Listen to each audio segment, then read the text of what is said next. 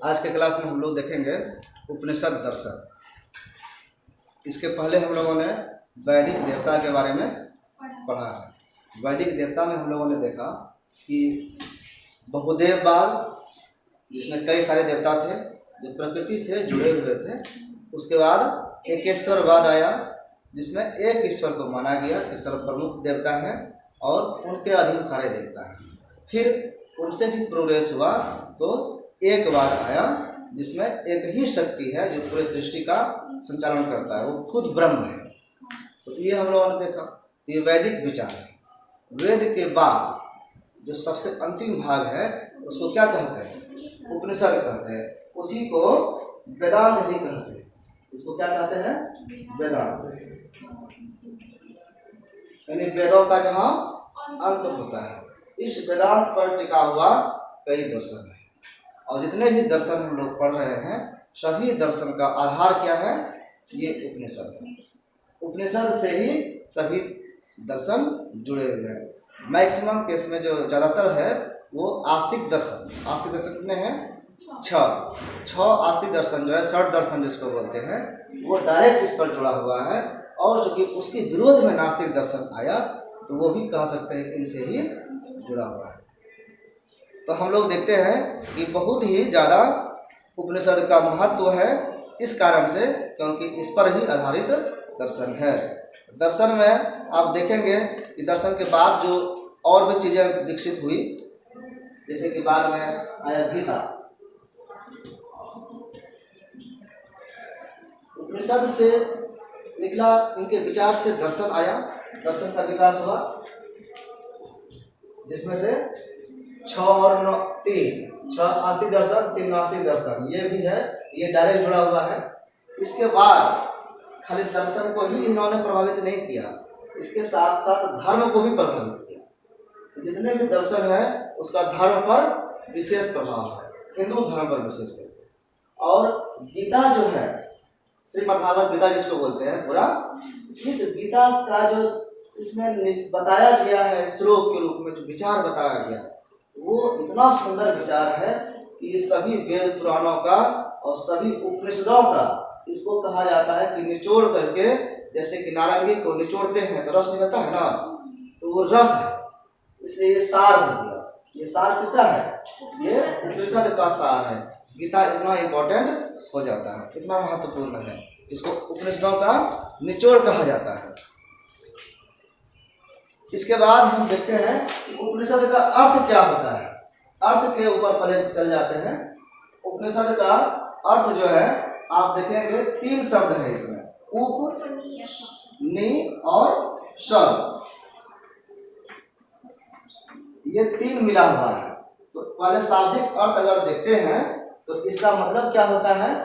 उप का मतलब होता है समीप, यानी कि नजदीक, ठीक है। और नि का मतलब होता है नीचे, ठीक है।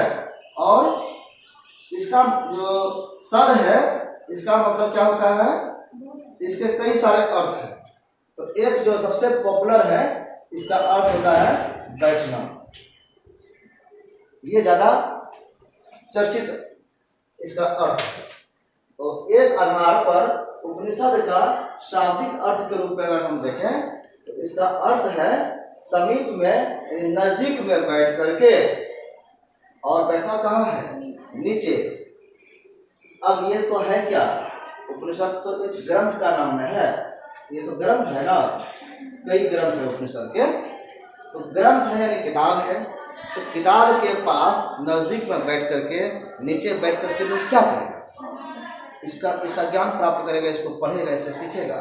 तो उपनिषद आज किताब के रूप में, ग्रंथ के रूप में है। पहले ये ग्रंथ के रूप में नहीं था, ये मेमोरी में था। तो मेमोरी से बाहर कौन निकालेगा? तो गुरु निकालेंगे। कौन निकालेगा? गुरु जी। और किसको देंगे? शिष्य को। तो ये जो गुरु और शिष्य का जो स्कूल चलता था, जो आश्रम चलता था, वहां पर बैठने की क्या व्यवस्था होती थी? शिक्षा की क्या व्यवस्था थी? व्यवस्था ये होती थी कि एक बड़े से चौताल पर यहाँ पर गुरु जी बैठे हैं और सामने स्टूडेंट बैठे हैं। होता था ना, एकदम से क्रम से बैठा हुआ। आज भी हम लोग अगर स्कूल में पढ़ाते हैं तो टीचर सामने अकेला है, ऊंचे पर होते हैं और स्टूडेंट इसके नीचे, इसका प्रकाश जा रहा है, जब तक प्रकाश वो ये भी जा सकता है और ज्ञान का भी प्रकाश जा रहा है। इनका दृष्टि सब पर रहता है, ऊंचाई पर बैठना पड़ेगा ना, और ये जो बोल रहे हैं वो सब सुन रहे हैं। तो इस तरह से श्रवण करके, सुन करके उस ज्ञान को हासिल करते थे। अब ये बताइए कि ये जो गुरु जी बोल रहे हैं उसमें लाउड स्पीकर और माइक की फोन का व्यवस्था नहीं था, तो ये अगर कोसों दूर विद्यार्थी बैठेगा तो सुन पाएगा, सीख पाएगा, समझ नहीं पाएगा। तो इसलिए गुरु के जितना नजदीक रहेगा उतना ज्यादा अच्छा से सीखेगा। आज भी नजदीक से जो सीख सकते हैं, डिस्टेंस मोड में नहीं सीख सकते हैं।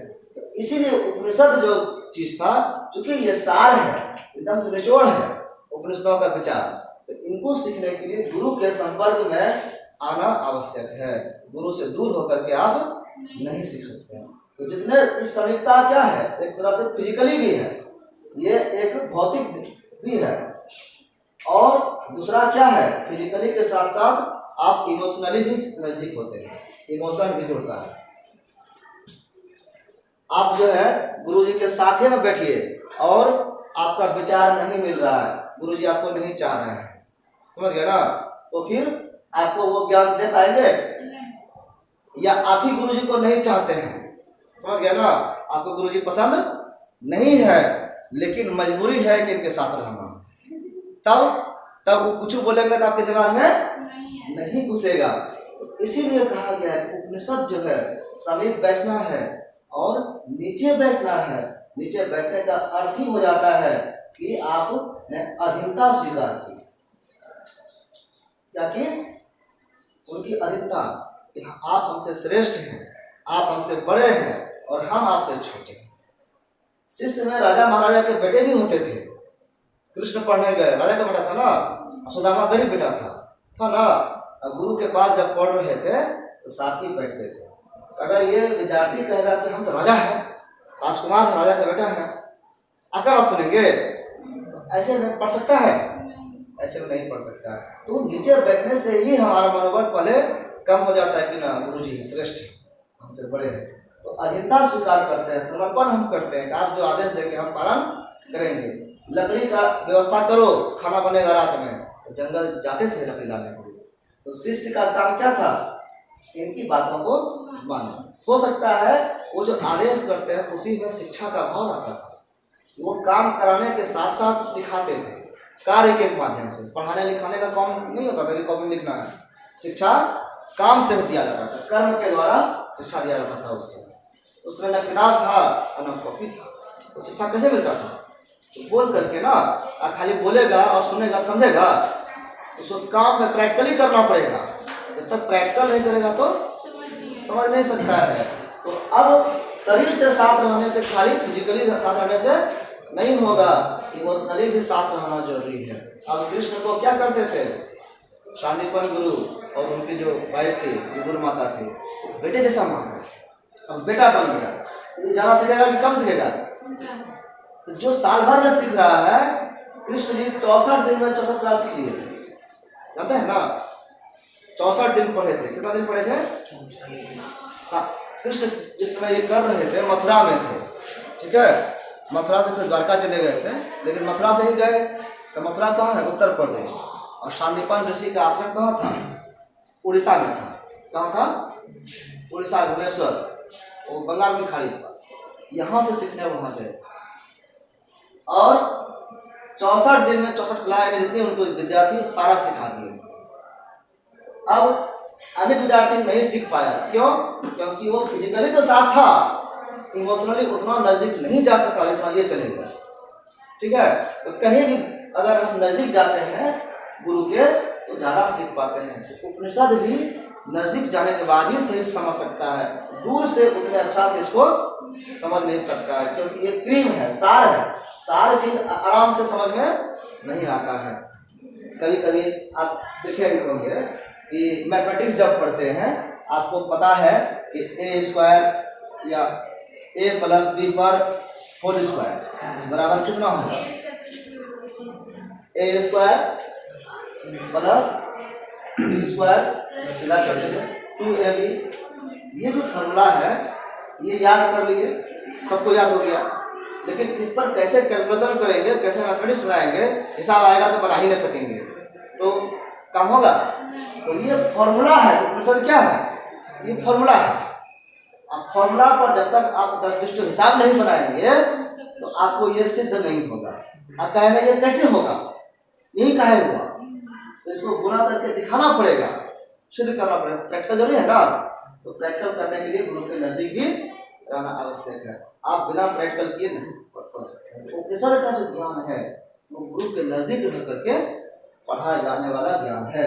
दूर से रह करके आप इसको नहीं पढ़ सकते हैं। तो एक तो अर्थ हो गया क्या, गुरु के समीप रह करके पढ़ने का। दूसरा अर्थ देखते हैं, इसको हटा देते हैं यहाँ पर से। दूसरा अर्थ क्या है इसका, ये सद है, इसका अर्थ अलग हो जा रहा है। इसका अर्थ हो जा रहा है मुक्त करना, ठीक है।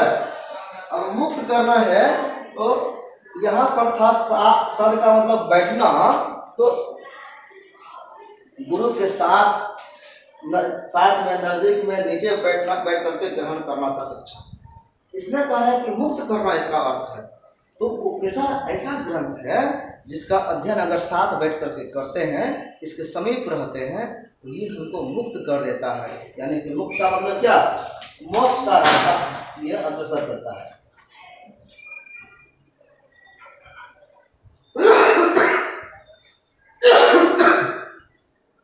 ये मोक्ष का रास्ता तय करता है।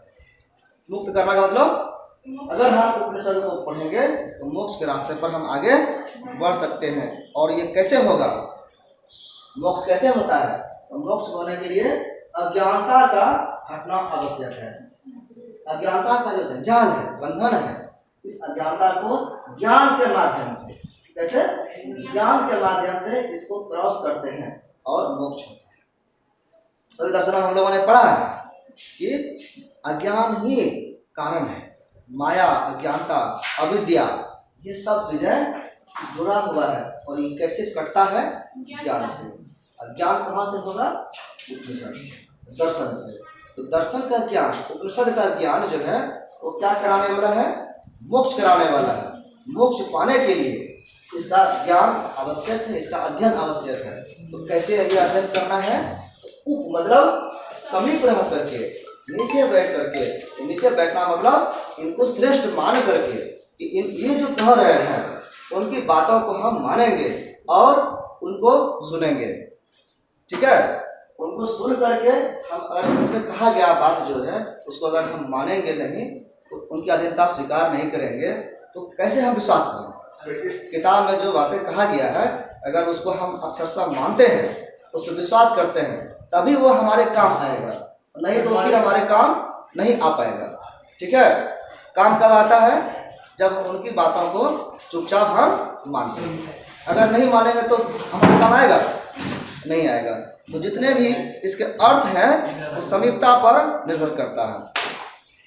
निश्चय ही उपनिषदों का मुख्य लक्ष्य मनुष्य को मुक्ति प्राप्त कराना है। दर्शन का मुख्य लक्ष्य क्या है, मोक्ष प्राप्त कराना। और मोक्ष कहाँ से हो रहा है, दर्शन से। अब दर्शन का विकास कहाँ से हुआ, उपनिषद से। उपनिषद में इसका बीज है, और उपनिषद में जितने विचार हैं उसका बीज कौन सा है, वो वेद है, ठीक है। उपनिषद तो अंतिम भाग है, वेदांत है। तो दूसरा अर्थ क्या हुआ, मुक्ति कराने वाला जो दर्शन है, जो ग्रंथ है, वो उपनिषद है। तीसरा अर्थ क्या है वो देखते हैं। तीसरा अर्थ में इसी का अंतर हो रहा है, अर्थ में इसका अर्थ होता है प्राप्त कराना। आप अगर इस ग्रंथ को पढ़ते हैं तो इससे ये नहीं अर्थ हो रहा है कि आपको समीप लाएगा, लेकिन क्या कुछ प्राप्त करा देगा। क्या प्राप्त कराएगा, दर्शन को हम पढ़ते हैं तो एक तो यहाँ मोक्ष प्राप्त हो रहा है, मोक्ष की ओर हमारा रास्ता अग्रसर किया, लेकिन और क्या प्राप्त होगा, अब सोचिए कि हम धर्म को पढ़ते हैं, दर्शन को पढ़ते हैं, हमारा जीवन अगर अच्छा होता है तो क्या प्राप्त होता है? जी इससे प्राप्त क्या होगा? मोक्ष को ही अगर आधार मानते हैं तो मोक्ष मिलने के बाद व्यक्ति कहाँ जाता है? मोक्ष होने पर व्यक्ति में क्या अंतर आ जाता है, ये जानना। को भूल जाता है, बंधन से मुक्त हो जाता है। हाँ, और आप क्या बोले देवता? अज्ञानता को अज्ञानता दूर हुआ। अज्ञानता दूर होना, अविद्या दूर होना ही ज्ञान कैसे होगा? ज्ञान प्राप्त। ये ज्ञान के माध्यम से होगा, और यही मोक्ष है। मोक्ष का मतलब ये नहीं है कि शरीर छोड़ मर जाना, मरने का अर्थ मोक्ष नहीं है। अगर ज्ञान नहीं है तो मरने के बाद भी पुनर्जन्म हो जाएगा, फिर से जन्म किसी और शरीर में होगा। तो मोक्ष प्राप्त जब होगा, ये कैसे होगा? ज्ञान के माध्यम से। तब ज्ञान किसका? ज्ञान अगर है तो किस चीज का ज्ञान होगा? ज्ञान होना भी तो आवश्यक है। इस ज्ञान के माध्यम से होगा मोक्ष, लेकिन किसका ज्ञान होगा? अगर हम कह रहे हैं कि हमको पढ़ना आवश्यक है, लेकिन पढ़े क्या? पढ़ने के लिए वो चीज भी चाहिए ना, वो नॉलेज चाहिए ना कि क्या चीज पढ़े, उत्तर तो चाहिए कि नहीं? पढ़ने के कई साधन, कई चीज की जानकारी है। हमको खाना बनाना सीखना है, खाना बनाने के लिए साधन चाहिए ना, फिर चूल्हा चाहिए, बर्तन चाहिए, अनाज चाहिए, सब कुछ चाहिए कि नहीं? हर चीज के लिए वो चीज चाहिए हमको, उसका मटेरियल्स। तो ज्ञान जब प्राप्त होगा, ज्ञान के माध्यम से मोक्ष मिलेगा, हमको प्राप्त क्या होगा? ज्ञान में प्राप्त होता है उस रहस्यों को जानना। इस सृष्टि का आधार क्या है? उसका आधार क्या है? अभी हम लोगों ने देखा, क्या देखा? तो वेदांत में क्या कहता है? लास्ट में क्या, कहाँ पर आए थे? ब्रह्म पर। अब शुरू में ही बताया, अभी फिर रिपीट किए थे कि अंतिम जो सत्य है वो कौन सा है? ब्रह्म। ब्रह्म को सत्य माना गया है, यही ब्रह्म सत्य है। ठीक है, इसको जानना ही ज्ञान है। ज्ञान में क्या ज्ञान होता है? इस ब्रह्म का ज्ञान होता है। अभी हमने पिछले क्लास में बताया भी है कि वेद में पहले क्या मानते थे? कई सारे देवता हैं, अलग अलग काम देखने वाले, अलग अलग मंत्री जैसे होते हैं, मंत्रालय होते हैं ना। इसको बढ़िया समझिए, कई सारे देवता है जो अलग अलग काम करता है। कोई गृह मंत्री है, अलग काम कर रहा है, समझ गए? कोई रेल मंत्री हो, अलग काम कर रहा है। अलग अलग मंत्रालय होता है कि नहीं होता है? ये सारे होते हैं। तो सब लोग मानते थे यही तो पावरफुल है, इनकी पूजा करो, हमको वो चीज मिलेगा। रेल मंत्री का पूजा करेंगे तो रेल में पास बनवा देगा, एक ट्रेनें हमारे घर भेज दे, समझ गए? तो इस तरह के अलग अलग छात्र मंत्री भी होता होगा, या नहीं तो बना देगा, आपकी सरकार आएगी बन जाएगी अलग से। ठीक है, मतलब अलग अलग कामों को देखने के लिए अलग अलग लोग हैं। लेकिन जैसे इससे बढ़ करके आपको यह पता चला कि सभी मंत्रियों में एगो हेड मंत्री होते हैं जो प्रधानमंत्री होता है। ठीक है, इसके सामने ये सब कुछ नहीं है। तब पता चला ओ सब शक्ति तो इसके पास है और इसकी शक्ति से ये सब काम कर रहा है। तो अब ये कौन हो गया? ये सभी थे देव। जो मंत्री आज हम बता रहे हैं वो कौन है? देव। और ये जो देव जिसके सानिध्य में है वो है ईश्वर। ईश्वर महादेव नहीं होगा? नहीं, ठीक है। अब ईश्वर जब आएगा किया तो यहाँ ये ईश्वर बाद में आया। ठीक है, एक ईश्वर है, उनकी शक्ति से सारे कार्य कर रहे हैं। फिर पता चला जब और अध्ययन आगे आया तो वेद के लास्ट में क्या पता चला? एक बात, ठीक है, एक बार में क्या समझ में आया? ये पीएम भी कुछ नहीं है, इनमें भी शक्ति कहीं से आया है। वो शक्ति कहाँ से आया है? आज आप देख लीजिए, जनता भी इसके साथ जुड़ा हुआ है। पीएम को पावर कौन देता है? जनता देता है। जनता जनार्दन एक एक वोट डाल करके इनको पावर दिया। अब बताइए कि शक्ति कहाँ है? जनता के पास। जनता कितने हैं? करोड़ों में, बहुत सारे संख्या में दिखता है, समझे ना?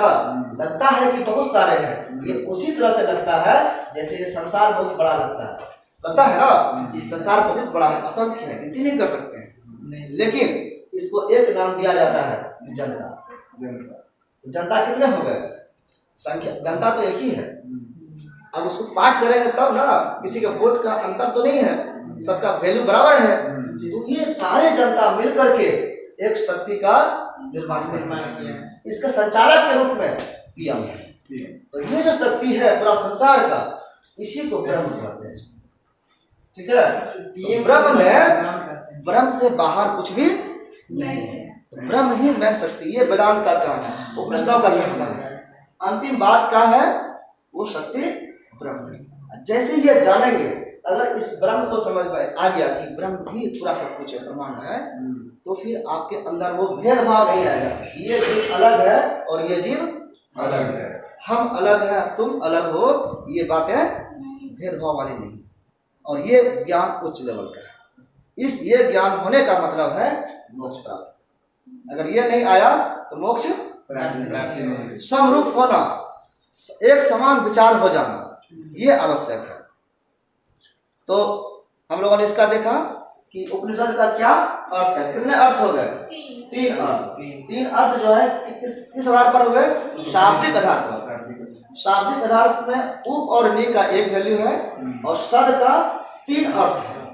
एक सद का अर्थ है बैठना, दूसरा सद का अर्थ है मुक्त करना, और तीसरा प्राप्त कराना। जिसके समीप जा करके, जिसके नजदीक जा करके और उसकी अधीनता स्वीकार करके, नीचे रह करके हम उनके आदेशों का अगर पालन करते हैं और कुछ प्राप्त करा देता है, तो प्राप्त क्या कराएगा? ब्रह्म। तो ब्रह्म का सानिध्य मिल जाना, उनको पा लेना, ये इनका उद्देश्य है। और इस पूर्ति में ये जो मदद करता है वही उपनिषद है। तो ऐसे जो ग्रंथ हैं वो कितने हैं? ऐसे ग्रंथों का संख्या पूरा अभी उपलब्ध नहीं है, लेकिन माना गया है कि 108 है। और भी कई ग्रंथों में और किताबों में इसके वर्णन मिलता है कि ज़्यादा भी था, 117-18 भी था, लेकिन वो उपलब्ध नहीं है। वो इनमें से ही तोड़ करके बनाया गया होगा, लेकिन इसमें से मुख्य 10 है। ठीक है, 10 मुख्य भाष्य है जिसको शंकराचार्य ने लिखा है, जिस पर अभी चर्चा करनी है।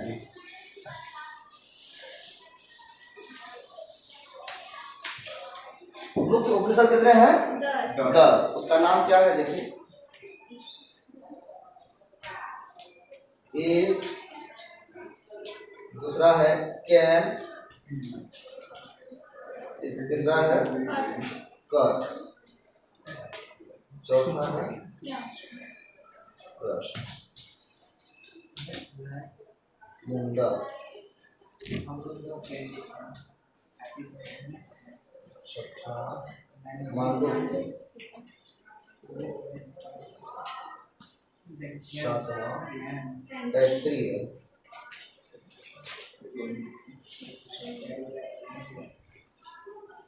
आठवां ऐतरेय,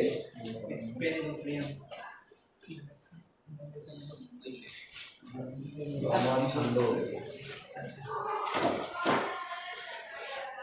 10वां बृहदारण्यक।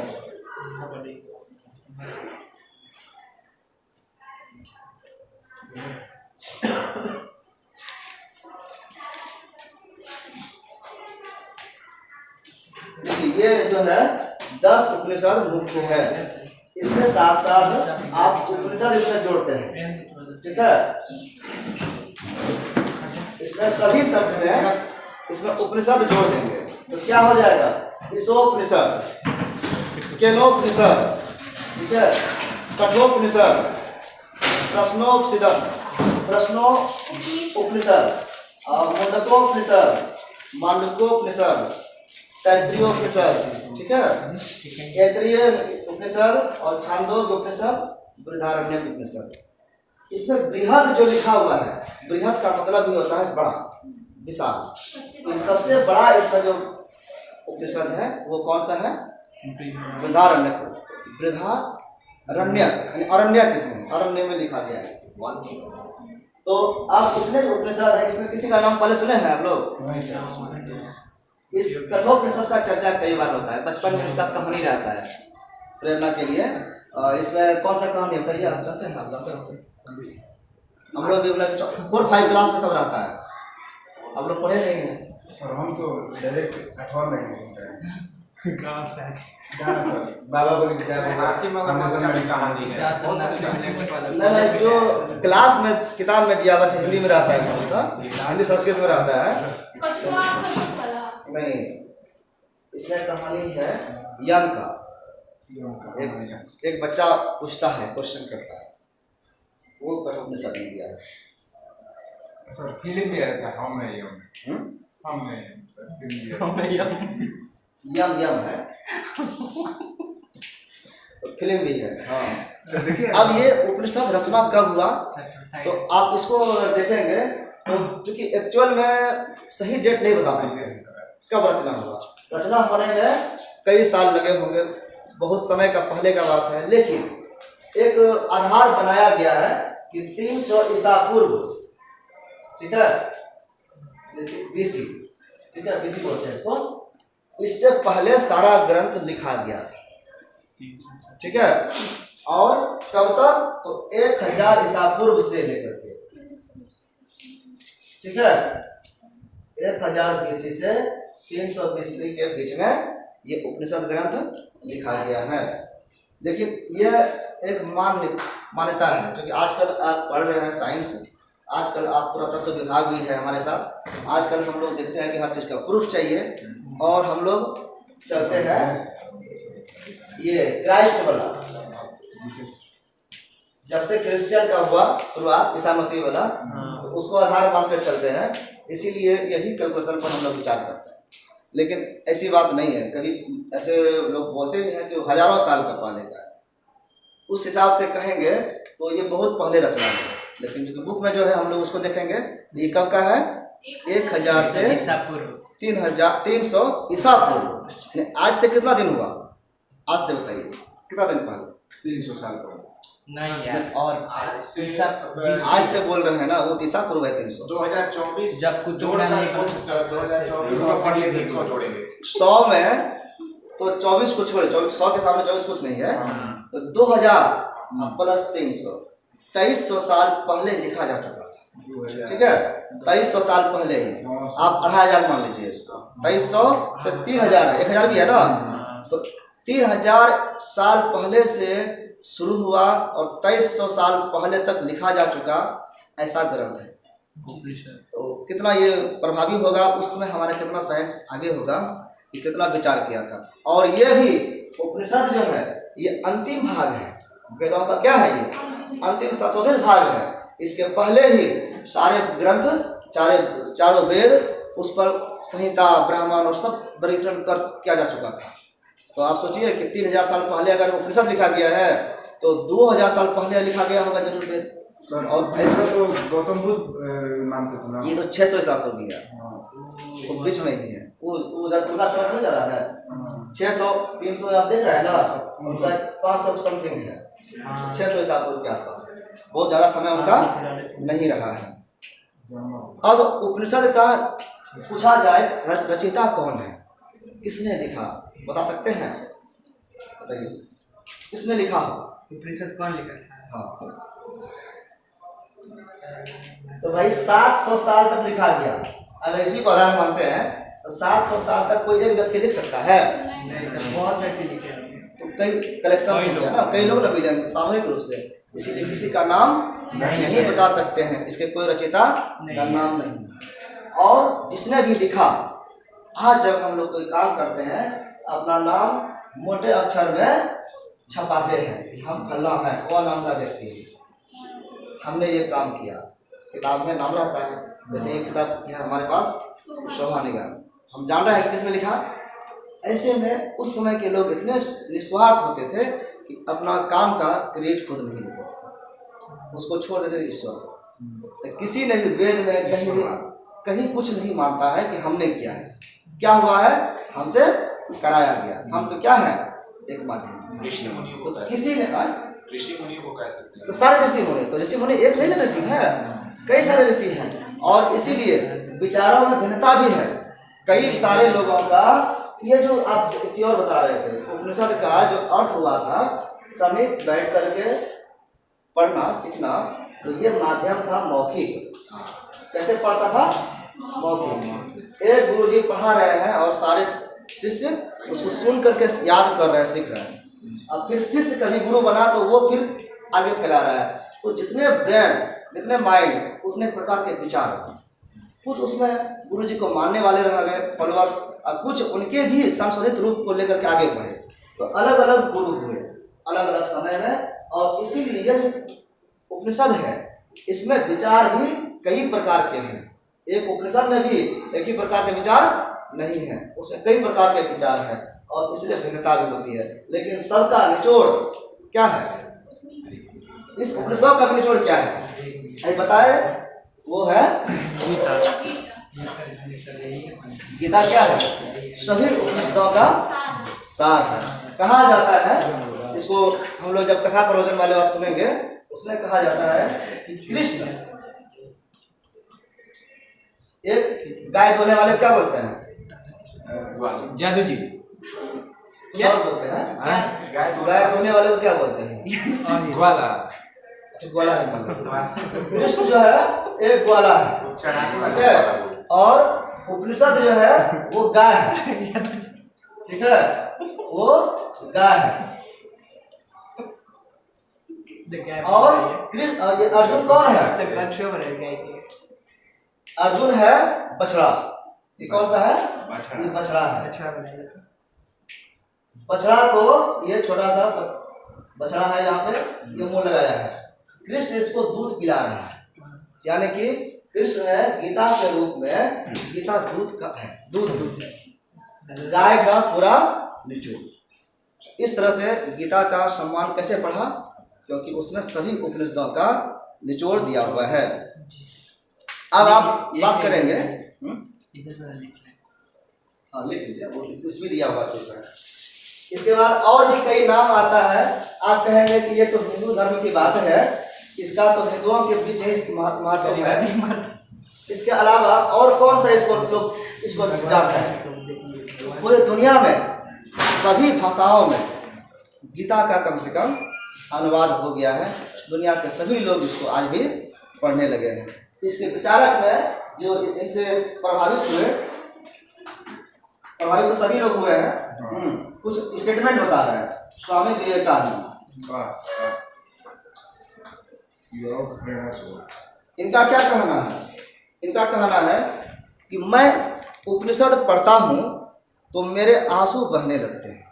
उपनिषद जब पढ़ते हैं और जो करुण स्थिति देखते हैं दुनिया का, संसार का, तो वो रोने लगते हैं कि संसार में क्या है। यह कितना महान ज्ञान है। हमारे लिए यह आवश्यक है कि उपनिषदों में निहित तेजस्विता को अपने जीवन में विशेष रूप से धारण करें। उपनिषदें शक्ति की खाने हैं। जितने संसार का शक्ति है वो उपनिषद में है। ये खान है, इसको पढ़ना आवश्यक है, इसको सुनना सीखना भी आवश्यक है सबके लिए। ये कौन कह रहे हैं? स्वामी विवेकानंद। इसके अलावा एक विनोबा भावे,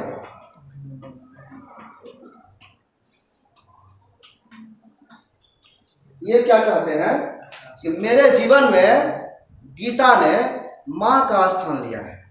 तो बच्चे के लिए माँ का क्या स्थान, क्या रोल है? बच्चे को जीवन देने का काम कौन करता है? माँ करता है। बच्चा को रोने भी नहीं आता है, उसको कुछ भी नहीं पता है, लेकिन सारा काम कौन करता है? माँ। माँ सब समझती है बच्चे को क्या जरूरत है, समझे ना?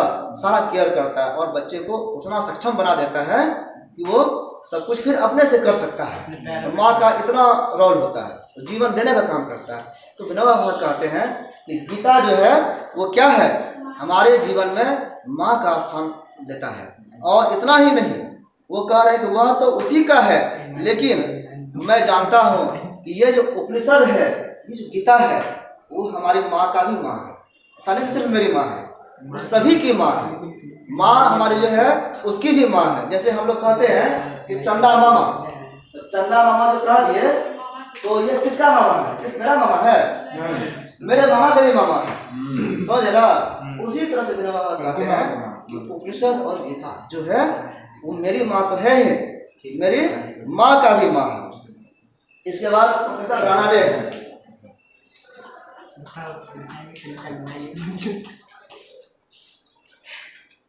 ये क्या कहते हैं कि उपनिषद ही हमें ऐसी दृष्टि दे सकते हैं जो मानव की दार्शनिक, वैज्ञानिक और धार्मिक मांगों की एक साथ पूर्ति कर सकता है। हम देखो बात कर रहे हैं कि रानाडे का कहना है कि हमारे जीवन से जुड़ा हुआ क्या क्या पहलू है। हम लोग कभी धार्मिक भी हो जाते हैं। जब हम धार्मिक होते हैं तो हम क्या करते हैं कि अपने धार्मिक आचार व्यवहार को हम मानते हैं, चाहे वो कठोरता से माने या लिबरल होकर के माने। तो इसके लिए भी हमारे मन में जो प्रश्न होता है, धार्मिक होने का मतलब यह नहीं है कि मंदिर में जाकर पूजा करना। धार्मिक होने का मतलब ये है कि आप अपने जैसा अन्य लोगों को भी समझते हैं, अन्य लोगों को भी जानते हैं कि जैसे हम मनुष्य हैं, अन्य व्यक्ति भी उसी ईश्वर का कृति है, वो भी मनुष्य है। और फिर कोई अगर शक्ति है, ईश्वर है, तो कौन शक्तिशाली होगा? आदमी है तो हमारे में ये गुण है तो दूसरे में ऐसा गुण क्यों है? कोई मरता है तो क्या होता है? इस तरह की समस्याएं मन में आनी चाहिए। धार्मिक होने का मतलब ये है, जागरूक होना चाहिए। अगर ऐसा समस्या, ऐसा प्रश्न मन में नहीं आता है तो वो धार्मिक व्यक्ति नहीं है। वो क्या है? वो अंधविश्वासी है। ठीक है, उसको किसी ने सिखा दिया कि मंदिर में जाकर के पूजा करना है, जल डालना है, अगरबत्ती दिखाना है, उतना कर रहा है। रूढ़िवादी, अंधविश्वासी, उसको कुछ नहीं पता है। अंधविश्वासी का मतलब क्या है? जो आंख बंद कर लिया, आंख बंद करके देखिए तो क्या देखेगा? फिर आंख खोल करके देखना होगा कि हम जो काम कर रहे हैं उसका क्या असर होगा, हम पर क्या होगा, दूसरे पर क्या होगा। दोनों चीज देखना है। अंधविश्वासी नहीं बनना है, धार्मिक बनना है। धार्मिक बनने से कोई रोग नहीं है, लेकिन धार्मिक भी अगर बनना है तो कैसे बनेंगे? वो ज्ञान कहाँ से प्राप्त होगा? वो भी उपनिषद से मिलता है। अगर आप बनना चाहते हैं वैज्ञानिक, अगर आपके मन में है कि हमको वैज्ञानिक बनना है, तो लोग आज कहते हैं कि दर्शन, फिलॉसफी, संस्कृत या धर्म की बातें वैज्ञानिक नहीं बनाती है, ये अंधविश्वासी बनाती है। अंधविश्वासी तो किसी कारण से न बन रहा है, आंख बंद किया तब ना। लेकिन अगर वो आंख खोल करके पढ़ेगा तो सच्चा वैज्ञानिक भी बनेगा। क्यों? क्योंकि विज्ञान का क्या काम है? विज्ञान का काम है प्रत्यक्ष देखना, प्रत्यक्ष पर विश्वास करना, जो आंखों से देखते हैं, और उसको तर्क की कसौटी पर कसना। अगर किसी ने कोई सिद्धांत दिया है तो उसको एक्सपेरिमेंट करते हैं। यहाँ हर एक कॉलेज में आप लोग पढ़ते हैं, जो साइंस के विद्यार्थी होते हैं, आप आर्ट्स के लिए साइकोलॉजी, ज्योग्राफी सब होता है, तो प्रैक्टिकल करते हैं। प्रैक्टिकल करने क्या मतलब हुआ? तो वहाँ पर हम तर्क करते हैं। हो सकता है गलती हो, हम करके देखते हैं उसको, और वो सिद्ध करते हैं कि नहीं, ये बातें जो कही गई है वो सही है, और तब मानते हैं।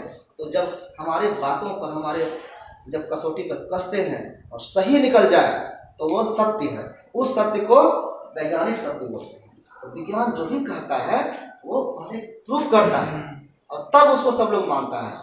अंधविश्वासी नहीं होगा, और कहा देगा कि फलां ने कहा है तो सही होगा।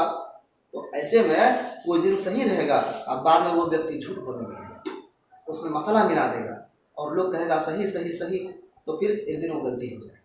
होगा कि नहीं होगा? तो मिलावट है, कुछ दिन में हो जाती है। जंग जैसे लोहे में लगता है, ऐसे ही किसी भी सत्य चीज में जंग लगता है।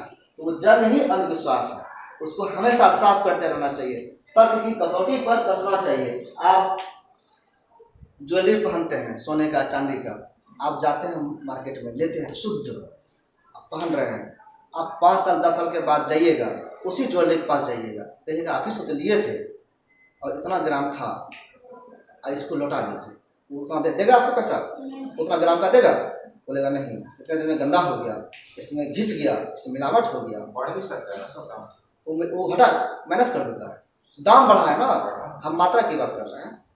अगर आपने, हाँ, क्वालिटी कम होगा तो मात्रा घटेगा उसका। जो शुद्ध सोना है उसकी मात्रा घट जाएगी। अब वो समय के हिसाब से जो महंगाई बढ़ा है तो दाम बढ़ गया, वो उसको बढ़ा थोड़े कहते हैं, वो ओरिजिनल प्राइस नहीं है। महंगाई दर 3% के रेट से हमेशा बढ़ता है, एक रेंज है।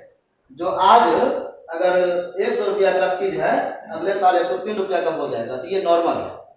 ठीक है, ये रेट चलते रहता है, हमेशा महंगा होता है। तो वो बढ़ रहा है तो उसको महंगा नहीं कहते हैं कि 103 रुपया हो गया। अरे वैल्यू तो उसका वही है।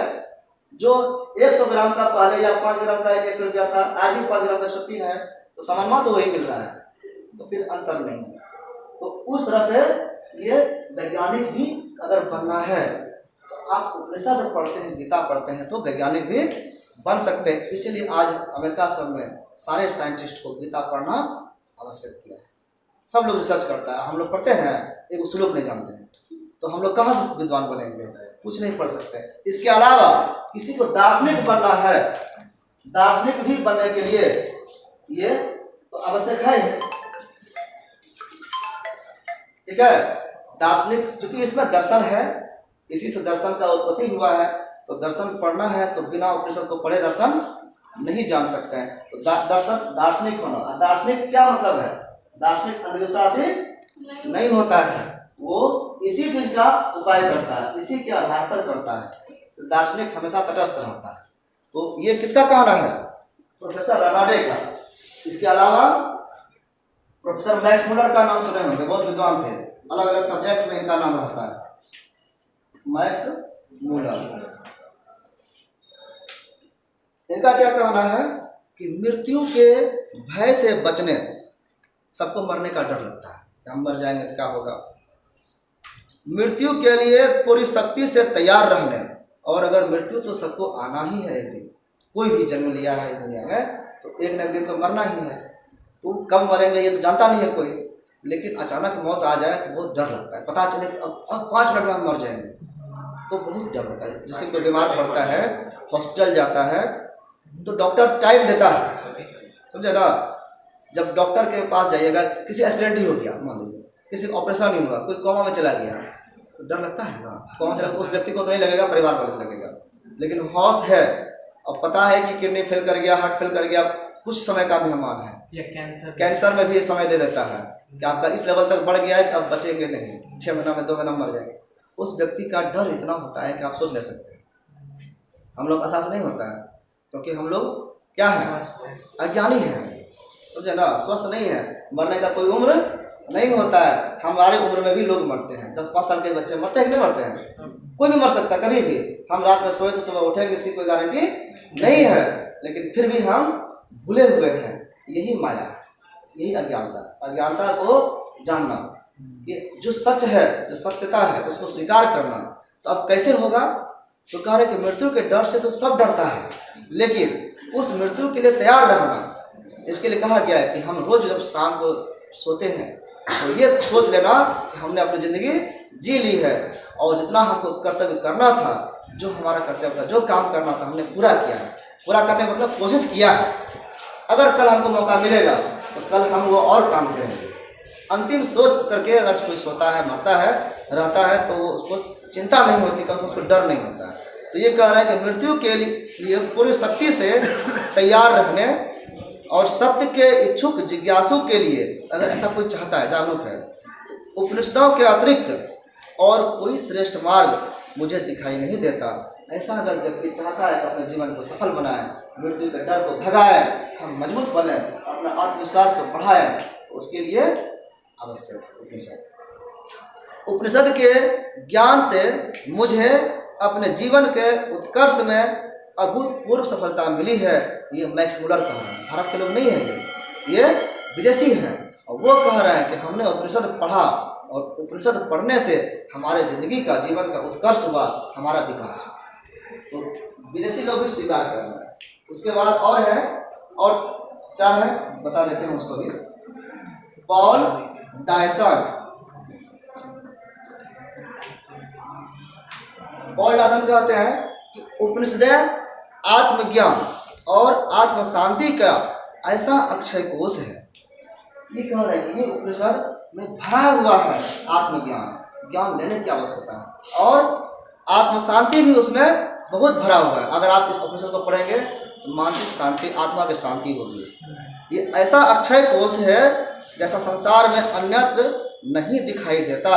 ऐसा कोश कहीं नहीं है जहाँ से आपको ये खान मिले, ज्ञान मिले। किस चीज़ का? शांति का। शांति की खोज के लिए दुनिया त्रस्त है, सब जगह तबाही है, सब जगह युद्ध ही युद्ध है, मार रहा है, काट रहा है, शांति नहीं है। तो लोग आज भी भारत की ओर देखता है। क्यों? क्योंकि भारत में उपनिषद वो शांति का खान है। इसको पढ़ने से व्यक्ति उस ओर जाता है। भगवान बुद्ध भी यहाँ बुद्ध बन गए, नेपाल से आकर, ठीक है। वो शांति उनको कहाँ मिला? वो सब कुछ पढ़ने के बाद मिला। कहा जाता है कि एक पेड़ के नीचे बैठने से ज्ञान हुआ था। ऐसा बात नहीं है। पेड़ तो वो जगह था जहाँ पर उनको ज्ञान प्राप्त हुआ, लेकिन ज्ञान हुआ क्या? कितने साल में उनको ज्ञान प्राप्त हुआ सर? ये कोई साल है, वो 12 साल का होता है। उस साल से कोई मतलब नहीं है। आदमी बूढ़े हो जाते हैं, मर जाते हैं ज्ञान प्राप्त करते करते, तपस्या में बैठे बैठे। उसका जरूरत नहीं है तपस्या में बैठना जरूरी है। उदाहरण बता रहे हैं, उपनिषद का जो मेन ज्ञान है जो सार गीता में दिया हुआ है, इस ज्ञान को पाना, इस ज्ञान में जो शांति है, जब तक उसको समझेंगे नहीं, जीवन में उतारेंगे नहीं, वो शांति नहीं मिलेगी। ये पॉल डायसन कहते हैं कि ऐसा अक्षय कोष, ऐसा भंडार कहीं नहीं है। इसके बाद है डेविड ह्यूम।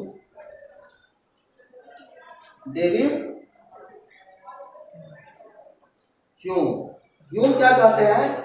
जैसी शांतिमयी विद्या मैंने उपनिषदों में पाई, वैसी और कहीं देखने को नहीं मिली। शांति प्राप्त करने वाली विद्या, वो गुण, वो ज्ञान सिर्फ उपनिषद में पाया गया और कहीं नहीं। और कोनो ग्रंथ पढ़ लीजिए, और कोनो फिल्म देख लीजिए, और कोनो कुछ कर लीजिए, कोई ज्ञान खेल लीजिए, मानसिक शांति कहीं भी नहीं मिलता। इसके बाद शोपेनहावर है। ये सब फेमस आदमी है। शोपेनहावर कहते हैं कि मेरी आत्मा को इस जीवन में उपनिषदों से ही शांति मिली है, और मैं आशा करता हूँ कि मृत्यु के बाद भी मुझे इन्हीं से शांति मिलेगी। इनका कहना है, इतने ये फेवरेबल हो गए कि वो मान लिए कि जीवन में तो हमको शांति मिला ही, अगर हम मर जाएंगे तो मेरी आत्मा को मरने के बाद भी अब इसी से शांति मिलेगा, मोक्ष हो जाएगा तो ना मिलेगा शांति। शांति का मतलब क्या? मोक्ष हो जाना, अस्थिर हो। अगर हम भटकते रहते हैं जन्म जन्मांतर तक, तो शांति कहाँ होगा? शांति तो जब हमारा मोक्ष होगा और पुनर्जन्म रुकेगा तब मिलेगा। तो इनका कहना है कि इसको पढ़ने से वो अगले जन्म का भी शांति हमको इसी जन्म में मिल जाएगा। इसके बाद दारा शिकोह, आप सोचिए, दारा शिकोह जो है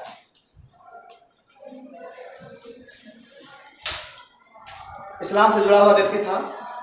ये भी इसकी बड़ाई करते हैं। इनका कहना है, आत्मविद्या के बहुत से ग्रंथ मैंने पढ़े हैं अपने आत्मा की विद्या को प्राप्त जानने के लिए, पर परमात्मा की खोज की प्यास केवल उपनिषदें ही बुझा पाई। सब जगह अपनी बड़ाई है अपने बारे में, लेकिन परमात्मा भी हमसे भी कोई बड़े हैं, इसका कहीं अगर चर्चा है तो उन चर्चाओं में से सबसे ज़्यादा चर्चा यहाँ पर है, और इसको जान करके वो प्यास मिटती है, वो खोज मिटती है। इससे शाश्वत शांति और सच्चे आनंद की प्राप्ति होती है। अगर शांति चाहिए और शाश्वत शांति, जो हमेशा शांति रहे, यानी कि वो फिर मोक्ष की बात कर दी है, मोक्ष के बाद ही वो शांति उपलब्ध हो पाता है। तो वो चीज़ें कहाँ मिला? दारा शिकोह को भी मिला उपनिषद से। इस तरह से हमने देखा उपनिषदों में कई सारे चर्चाओं का केंद्र बिंदु है। दर्शन के जितने भी विचार हैं वो सभी उपनिषद में हैं, और ये अंतिम निचोड़ है। इस तरह से हम लोग देखते हैं कि उपनिषदों का जो सार है गीता है, गीता को भी हम लोगों को क्या करना चाहिए? पढ़ना चाहिए। कल हम लोगों ने पढ़ाया था पंच महायज्ञ, उसमें पहला कौन सा था? हाँ, पंच महायज्ञ पढ़ाए थे ना। 3 यज्ञ में से, 3 प्रकार के यज्ञ में से फिर पंच महायज्ञ बताए थे, जो 5 प्रकार के महायज्ञ है। ब्रह्म यज्ञ क्या था? वो तो 3 प्रकार के में था ना।